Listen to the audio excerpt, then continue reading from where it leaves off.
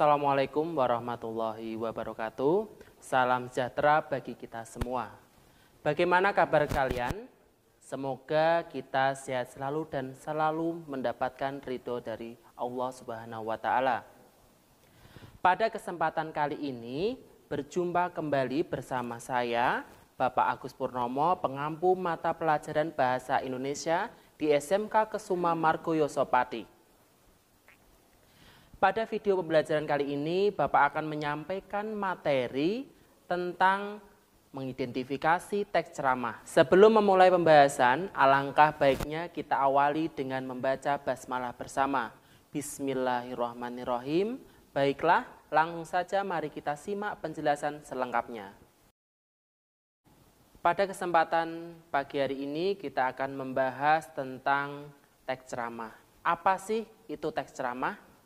Teks ceramah adalah teks yang berisi pemberitahuan, penyampaian suatu informasi, baik pengetahuan maupun informasi umum, untuk disampaikan di depan banyak orang,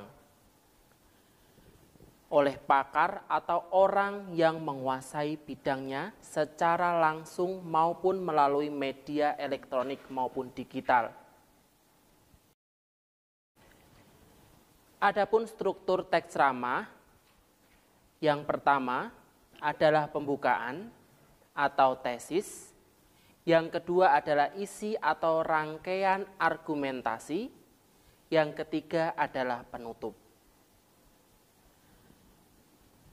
Pembukaan atau tesis adalah berisi pengenalan isu, masalah, pengetahuan, hingga pandangan penceramah mengenai topik yang akan kita bahas.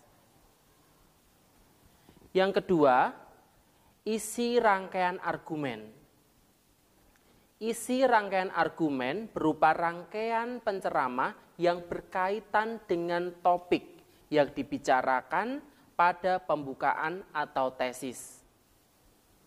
Yang ketiga adalah penutup atau penegasan ulang. Merupakan penegasan mengenai apa yang disampaikan oleh penceramah. Kaidah kebahasaan teks ceramah ada 4. Yang pertama, kata ganti orang pertama atau tunggal, dan kata ganti orang kedua jamak sebagai sapaan. Yang kedua, kata teknis atau peristilahan yang sesuai dengan topik yang dibahas. Yang ketiga, menggunakan kata-kata yang menunjukkan hubungan sebab akibat atau argumentasi. Yang keempat adalah kata-kata persuasif. Adapun ciri-ciri teks ceramah. Yang pertama, ada sesuatu hal yang dijelaskan atau diinformasikan untuk memperluas pengetahuan para pendengar. Jadi, informasi yang disampaikan oleh khalayak umum atau masyarakat luas itu berdasarkan pengetahuan, berdasarkan hal-hal yang diketahui oleh pakar atau guru besar, ataupun orang-orang yang ahli menyampaikan di depan umum. Yang kedua, disampaikan oleh seseorang yang memiliki keahlian atau dianggap pakar dalam bidang atau disiplin ilmu yang diceramahkan.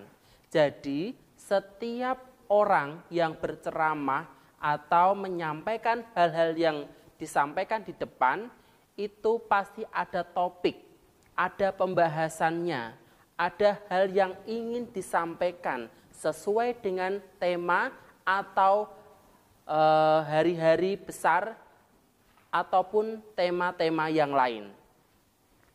Yang ketiga, terdapat ajakan atau persuasif untuk mengubah sikap atau melakukan tindakan terhadap materi yang dibicarakan. Jadi, orang dalam melakukan ceramah tersebut itu harus ada rasa memberikan motivasi, memberikan ajakan kepada seseorang untuk mendengarkan. Jadi, orang yang mendengarkan tidak merasa monoton, tidak merasa dirugikan, tetapi merasa ada sebuah hal yang baru yang bisa dijadikan sebagai contoh atau didengarkan yang baik positif yang harus dilakukan maupun negatif yang harus ditinggalkan. Yang selanjutnya berisi argumen yang menguatkan topik yang dibicarakan. Jadi dalam berceramah pastinya orang yang mendengarkan itu akan tertarik. Tema apa yang dibicarakan pada ceramah ini? Apa yang mau disampaikan? Pasti orang akan bertanya-tanya. Itulah yang akan menguatkan hati orang untuk menghadiri, untuk mendengarkan hal-hal yang disampaikan di dalam ceramah tersebut.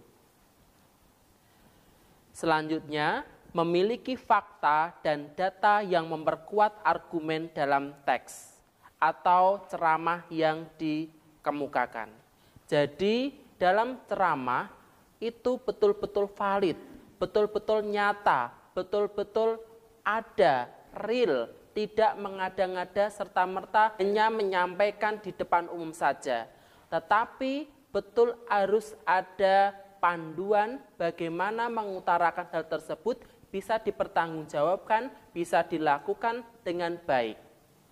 Selanjutnya, terdapat komunikasi dua arah atau banyak arah antara pembicara dan pendengar, yaitu berupa dialog, tanya jawab, kolom komentar, maupun tanggapan-tanggapan yang lainnya.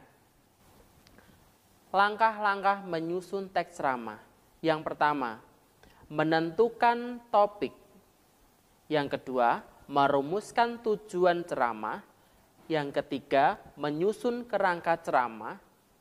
Yang keempat, menyusun ceramah berdasarkan kerangka, dan yang terakhir menyunting teks ceramah. Jadi harus ada beberapa tahapan yang kita lakukan dalam membuat teks ceramah. Harus menentukan topiknya apa yang ingin kita buat. Pada umumnya kalau di sekolah biasanya kita membuat topik ceramah atau berupa pidato, itu pidato kemerdekaan, tentang kesehatan, tentang pendidikan, dan lain sebagainya. Yang kedua adalah merumuskan tujuan ceramah.